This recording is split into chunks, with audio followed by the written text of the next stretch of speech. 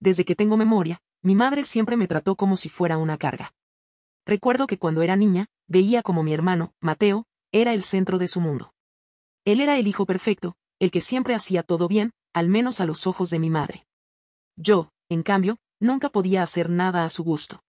Si sacaba buenas notas, no era suficiente. Si ayudaba en la casa, algo siempre estaba mal hecho. Poco a poco, aprendí a no esperar nada de ella, ni siquiera un te quiero. Aún me duele recordar las veces que intenté ganarme su cariño. De niña, me esforzaba en la escuela, pensando que si era la mejor en algo, mi madre estaría orgullosa de mí. Pero no importaba cuánto lo intentara, nunca era suficiente. Mientras que Mateo recibía elogios por cada pequeño logro, yo solo recibía críticas. Llegó un punto en el que dejé de intentar. Me resigné a ser invisible en su vida, a ocupar un segundo plano mientras mi hermano brillaba bajo la luz de su atención. A medida que crecí, el desprecio se hizo más evidente. Mi madre no solo me ignoraba, sino que también parecía disfrutar menospreciándome frente a otros. En las reuniones familiares, siempre encontraba la manera de señalar mis defectos. Si me compraba ropa nueva, la criticaba por ser inapropiada. Si me cortaba el cabello, hacía comentarios despectivos sobre mi apariencia. Mateo, por su parte, era siempre elogiado por su estilo y éxito. Recuerdo una ocasión en particular, cuando tenía 16 años. Estaba emocionada porque había sido aceptada en un programa de verano para estudiantes destacados. Era una oportunidad increíble, pero cuando se lo conté a mi madre, su reacción fue devastadora. No sé por qué te eligieron a ti, seguro había opciones mejores, dijo sin siquiera mirarme a los ojos. Fue en ese momento cuando supe que nunca tendría su aprobación, no importa lo que hiciera. Durante los años de mi adolescencia, nuestra relación solo empeoró. Mi madre y yo apenas hablábamos, y cuando lo hacíamos, era solo para discutir. Por más que intentaba hacer las cosas bien, ella siempre encontraba algo que criticar. No importaba cuánto me esforzara, nunca lograba complacerla. Mientras tanto, Mateo seguía siendo el favorito, y yo me fui alejando cada vez más de ella. Al salir de casa para ir a la universidad, sentí un alivio enorme. Estaba feliz de poner distancia entre nosotras y de poder empezar una nueva vida lejos de su sombra. Sin embargo, ese alivio pronto se convirtió en resentimiento. Mientras que mi madre apoyaba a Mateo en todo lo que hacía, yo tenía que luchar por todo. Recuerdo claramente cómo, cuando él decidió casarse, mi madre pagó la boda, el banquete y hasta les compró una casa. Pero cuando me gradué, ni siquiera vino a la ceremonia. A lo largo de los años, intenté varias veces reconectar con ella, pero siempre me encontré con la misma frialdad y desdén. Cada vez que hablábamos, se aseguraba de recordarme que, para ella, yo era solo una decepción. Incluso cuando me convertí en una adulta independiente y exitosa, ella nunca mostró un ápice de orgullo por mí. Mientras tanto, Mateo seguía recibiendo su apoyo incondicional, sin importar cuántos errores cometiera. Cuando mi padre murió, pensé que tal vez, en su dolor, mi madre podría cambiar. Pero me equivoqué. Si acaso, su desprecio hacia mí se intensificó. Comenzó a culparme de todo lo que salía mal en su vida, como si yo tuviera la culpa de su infelicidad. Era como si, en su mente, yo fuera responsable de todos sus problemas. Mateo, por supuesto, nunca hacía nada mal. Con el tiempo, me volví más distante. Dejé de visitarla, de llamarla, de intentar mantener una relación que claramente no existía. Cada vez que pensaba en mi madre, el dolor y la rabia volvían. No podía entender por qué me trataba así, qué había hecho yo para merecer su odio. Y, por más que lo intentaba, no lograba perdonarla por todo el daño que me había causado. Los años pasaron y, aunque me alejé de ella, nunca pude liberarme completamente de su sombra. A veces, me encontraba deseando que me hubiera querido, que me hubiera tratado con el mismo amor y cuidado que le dio a Mateo. Pero esos deseos siempre chocaban con la realidad de que nunca había sido, ni sería, suficiente para ella. Mi madre me había despreciado toda la vida, y eso no iba a cambiar. Pasaron varios años desde la última vez que hablé con mi madre. Mi vida seguía su curso, y aunque las heridas del pasado seguían ahí, había aprendido a convivir con ellas. Sin embargo, todo cambió de golpe un día cuando recibí una llamada inesperada. Era un vecino de mi madre, alguien a quien apenas recordaba, y su voz sonaba nerviosa. Me informó que mi madre había sufrido una caída en su casa. La encontraron tirada en el suelo, incapaz de levantarse, y la llevaron al hospital. Mi primera reacción fue una mezcla de shock y confusión. ¿Por qué me llamaban a mí? ¿Dónde estaba Mateo, su hijo perfecto? El vecino me explicó que habían intentado contactar a Mateo, pero él estaba fuera del país, disfrutando de unas vacaciones con su familia. Nadie más parecía estar disponible para encargarse de la situación, así que, a regañadientes, fui al hospital. Cuando llegué, la vi por primera vez en años. Estaba postrada en la cama, frágil y vulnerable, una imagen completamente opuesta a la mujer fuerte y despectiva que recordaba. Sus ojos, al verme entrar, mostraron una mezcla de sorpresa y vergüenza. No hubo palabras de bienvenida, ni siquiera un saludo, solo un silencio incómodo que se prolongó durante varios minutos. Los médicos me explicaron que mi madre había sufrido una fractura en la cadera y que su recuperación sería larga y difícil. Necesitaría ayuda constante para las tareas más básicas, y ya no podría vivir sola. Mientras me daban las instrucciones, mi madre permanecía en silencio, mirando al techo, como si todo esto no tuviera nada que ver con ella. Sentí un nudo en el estómago. La situación me colocaba en una posición que nunca había deseado. Después de todo lo que había pasado, ahora era yo quien debía decidir qué hacer con mi madre. Me explicaron que, sin una persona que la cuidara en casa, la mejor opción sería trasladarla a un centro especializado donde pudiera recibir la atención que necesitaba. Fue en ese momento cuando mi madre, por primera vez en años, habló directamente conmigo. Claudia, no quiero ir a un asilo, dijo con la voz quebrada, evitando mirarme a los ojos. Necesito que me cuides. Me quedé helada. La misma mujer que me había despreciado toda mi vida, que nunca me mostró un ápice de amor o compasión, ahora me pedía ayuda. Mi primer instinto fue rechazarla inmediatamente, pero me contuve. A lo largo de los años, había aprendido a no reaccionar impulsivamente, pero la rabia y el resentimiento que había acumulado se agolpaban en mi pecho. ¿Y por qué debería hacerlo?, pregunté, con la voz más fría de lo que esperaba. Mi madre no respondió. Se limitó a bajar la mirada, como si en ese momento se diera cuenta de que no tenía derecho a pedirme nada. Y sin embargo, ahí estaba, esperando que yo me hiciera cargo de ella. Recordé todas las veces que me había ignorado, todas las palabras hirientes que había soportado, y me pregunté cómo podía siquiera pensar en ayudarla. Salí de la habitación, incapaz de seguir soportando esa situación. Necesitaba tiempo para pensar, aunque en el fondo ya sabía lo que iba a hacer. No podía olvidar el dolor que ella me había causado, ni cómo había arruinado mi infancia y gran parte de mi vida adulta. El hecho de que ahora estuviera indefensa no borraba todo lo que había hecho.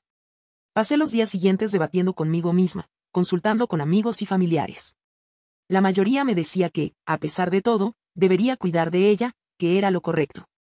Pero esas palabras no resonaban en mí. ¿Por qué debía sacrificar mi paz mental y mi vida por alguien que nunca me había dado nada? Mateo, el hijo perfecto, estaba ausente, como siempre, disfrutando de su vida mientras yo lidiaba con el problema que él debería estar resolviendo. Finalmente, tomé una decisión. Volví al hospital, y cuando entré en la habitación, mi madre me miró con una mezcla de esperanza y miedo. No esperé que hablara, porque sabía que no tenía nada que decir que pudiera cambiar mi decisión. He arreglado todo para que te trasladen a un asilo, le dije, con la voz firme. Es lo mejor para ti, allí te cuidarán bien. Mi madre cerró los ojos, como si al hacerlo pudiera evitar enfrentar la realidad. No hubo súplicas ni reproches, solo un silencio que me hizo sentir una mezcla de alivio y culpa. Sabía que mi decisión era la correcta para mí, pero eso no eliminaba completamente el peso en mi conciencia. Antes de irme, la miré por última vez. La mujer que me había despreciado toda mi vida estaba ahora sola y derrotada, pero no sentí la satisfacción que esperaba. Solo un vacío, una confirmación de que, a pesar de todo, ella seguía siendo mi madre, aunque nunca hubiera actuado como tal. Salí del hospital con la certeza de que no volvería a verla. No había más que decir, no había más que hacer. Ella había tomado sus decisiones y yo había tomado las mías. Y en ese momento, por primera vez en años, me sentí en control de mi vida. Los días que siguieron después de tomar la decisión de enviar a mi madre al asilo fueron una mezcla de tranquilidad y tormenta interna. Por un lado, sentía que finalmente había hecho lo que debía para protegerme a mí misma, para evitar caer nuevamente en las garras de esa relación tóxica que siempre me había lastimado. Pero, por otro lado, había un pequeño rincón en mi mente que se cuestionaba si realmente había tomado la decisión correcta. El día del traslado llegó rápidamente. No fui al hospital. No pude hacerlo. Simplemente no tenía la fuerza emocional para estar presente cuando la sacaran de allí y la llevaran al asilo. En cambio, me quedé en casa, tratando de distraerme con cualquier cosa que pudiera mantener mi mente ocupada. Sin embargo, nada lograba alejar los pensamientos que me atormentaban. Una llamada del asilo me confirmó que mi madre había llegado sin problemas y que se estaba instalando en su nueva habitación. El tono amable de la persona al teléfono no podía enmascarar el hecho de que, en ese momento, yo me sentía como una villana. Había entregado a mi propia madre, la misma que me dio la vida, a un lugar donde estaría rodeada de extraños. Pero rápidamente me recordé que no tenía otra opción, que esta era la consecuencia de años de maltrato y desprecio. A medida que pasaban los días, intenté seguir con mi vida normal, pero era imposible escapar de la realidad. Mateo finalmente regresó de sus vacaciones y me llamó furioso. acusándome de ser insensible y cruel. Me dijo que nuestra madre nunca me había pedido mucho, y que lo mínimo que podía haber hecho era cuidarla en sus últimos años. Sus palabras eran veneno puro, y aunque traté de defenderme, no pude evitar sentirme herida. Mateo, por supuesto, no entendía lo que había pasado realmente entre mi madre y yo. Para él, siempre había sido el hijo favorito, el que podía hacer nada mal. Eres un egoísta, me dijo, con un tono que no dejaba lugar a discusión. Espero que algún día te des cuenta de lo que has hecho. Colgué el teléfono sin responder. Sabía que cualquier cosa que dijera solo empeoraría la situación. Además, no tenía sentido tratar de justificarme ante él. Mateo vivía en un mundo donde nuestra madre era una santa, y yo, una hija ingrata. No tenía caso intentar cambiar su percepción. A pesar de todo, decidí que era mejor no volver a hablar con él. La situación solo generaría más conflictos, y ya estaba cansada de pelear. El tiempo pasó, y aunque traté de seguir adelante, la sombra de lo que había hecho continuaba persiguiéndome. Algunas noches, me despertaba en la oscuridad, pensando en mi madre sola en el asilo, y me preguntaba si, en algún rincón de su corazón, sentía la misma tristeza que yo sentía. Las visitas al asilo eran escasas. Solo fui una vez, movida por una mezcla de culpa y responsabilidad. Cuando llegué, la encontré sentada en una silla de ruedas, mirando por la ventana. Parecía más pequeña, más frágil, como si la vida se le estuviera escapando lentamente. Intenté entablar una conversación, pero sus respuestas eran monosílabos o simples asentimientos de cabeza. Era como si hubiera aceptado su destino y ya no le quedara energía para pelear.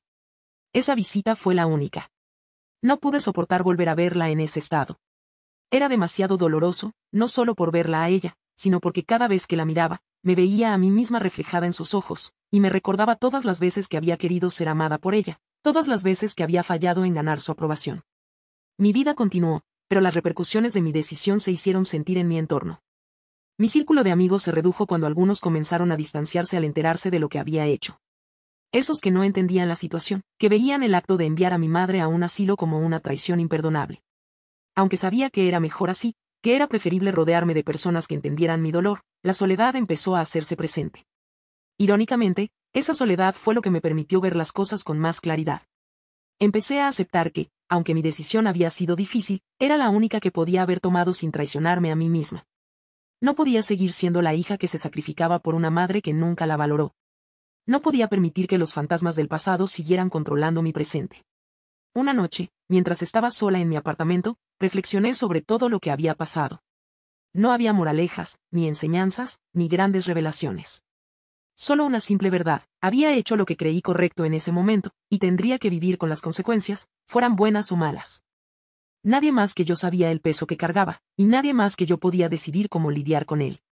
La relación con Mateo se deterioró por completo. Dejó de hablarme y, aunque eso me dolió, también me alivió no tener que enfrentar sus críticas constantes. Sabía que, para él, siempre sería la hermana cruel que había abandonado a su madre, y acepté que nunca cambiaría su opinión. Pero, por primera vez en mucho tiempo, estaba en paz con mi decisión. El tiempo continuó su marcha, y mientras mi vida avanzaba, las consecuencias de mi decisión seguían resonando en mi entorno. No importaba cuánto intentara dejarlo atrás, siempre había algo que me recordaba lo que había hecho. Pero, al mismo tiempo, había una parte de mí que se sentía cada vez más segura de que había tomado la decisión correcta, aunque fuera difícil de aceptar para los demás. Un día, recibí una llamada inesperada del asilo. Mi madre había empeorado, y me pedían que fuera a verla. Mi primera reacción fue negarme.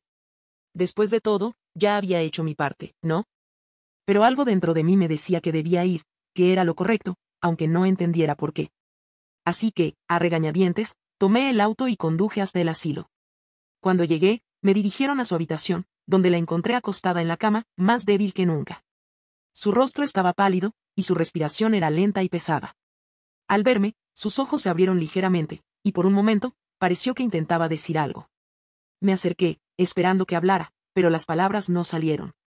En su lugar, solo me miró con una expresión que no pude interpretar, una mezcla de tristeza y resignación. Me senté a su lado, sintiendo el peso de la situación caer sobre mí. Había tantas cosas que nunca se dijeron, tantas heridas que nunca se sanaron. Y ahora, en ese momento, parecía que todo eso no importaba. Durante los minutos que siguieron, permanecimos en silencio, ella luchando por respirar, y yo tratando de procesar lo que estaba sintiendo. Finalmente, después de lo que pareció una eternidad, mi madre cerró los ojos y dejó escapar un último suspiro. Su vida se había apagado, y con ella, una parte de mi pasado también se desvaneció. Me quedé allí sentada, observando su rostro ahora inmóvil, y sentí una mezcla de alivio y tristeza. Había pasado toda mi vida tratando de ganarme su amor, y ahora que ya no estaba, me di cuenta de que nunca lo había logrado, ni lo lograría. El funeral fue un evento pequeño. Mateo y yo apenas intercambiamos palabras, aunque sus miradas llenas de resentimiento decían más que cualquier cosa que pudiera haber dicho. Otros familiares acudieron, pero la mayoría mantuvo su distancia. Había un ambiente de juicio en el aire, como si todos estuvieran de acuerdo en que yo era la responsable de lo que había sucedido. Pero en lugar de dejarme afectar por eso, decidí mantenerme firme en mi decisión. Después del funeral, regresé a mi apartamento y, por primera vez en mucho tiempo, me sentí verdaderamente sola. No era una soledad física, sino una soledad emocional, un vacío que me hacía cuestionar todo lo que había hecho. ¿Había sido realmente lo correcto? ¿O había dejado que mi resentimiento me consumiera hasta el punto de alejarme de cualquier posibilidad de reconciliación? Pero por más que intentara encontrar una respuesta, solo llegaba a la misma conclusión: no había vuelta atrás, y tendría que vivir con lo que había hecho. Con el tiempo, las cosas empezaron a calmarse. Mateo se mudó a otra ciudad, y el contacto con él se volvió inexistente. Los pocos amigos que me quedaban aceptaron mi decisión y continuaron apoyándome, aunque a veces notaba miradas de preocupación en ellos. Parecía que todos estaban esperando que en algún momento me derrumbara, que me arrepintiera de lo que había hecho. Pero ese momento nunca llegó. Decidí enfocarme en mi trabajo, en construir una vida que fuera completamente mía, libre de las sombras del pasado. No fue fácil, pero poco a poco, empecé a sentir que estaba recuperando el control. No había remordimientos, solo una aceptación silenciosa de que había hecho lo que debía para protegerme a mí misma. Y aunque el dolor seguía ahí, cada vez se volvía más llevadero. Eventualmente, empecé a asistir a terapia. Sentía que necesitaba hablar con alguien que no estuviera involucrado, alguien que pudiera ofrecerme una perspectiva diferente. La terapia me ayudó a entender que, aunque mi decisión fue dura, fue una forma de tomar el control de mi vida, de no permitir que el desprecio de mi madre continuara gobernando mi existencia. Pero también me hizo ver que no tenía que cargar con la culpa eternamente, que era posible perdonarme a mí misma por lo que había hecho. A medida que los meses pasaron, empecé a encontrar la paz que tanto había buscado. No era una paz completa, porque las cicatrices del pasado nunca desaparecen por completo, pero era suficiente para seguir adelante. Me di cuenta de que la vida no se trata de buscar la aprobación de los demás, sino de hacer lo que uno cree que es correcto, incluso cuando es difícil. La relación con Mateo nunca se recuperó, pero aprendí a vivir con eso. Sabía que él tenía su propia visión de lo que había pasado, y que nunca entendería la mía. Y estaba bien. No necesitaba que él me perdonara, porque había aprendido a perdonarme a mí misma. Al final, mi madre se fue de este mundo sin reconciliarse conmigo, y aunque eso me dolía, también me hizo más fuerte. Me enseñó que, a veces, la vida no nos da las respuestas que buscamos, y que debemos encontrar la manera de seguir adelante a pesar de ello. Y así, con el tiempo, la historia de mi madre y yo se convirtió en parte de mi pasado, un capítulo doloroso pero necesario en mi vida. Aprendí que, aunque no podemos cambiar lo que nos sucedió, siempre tenemos el poder de decidir cómo responder a ello. Y en ese poder, encontré mi propia forma de libertad.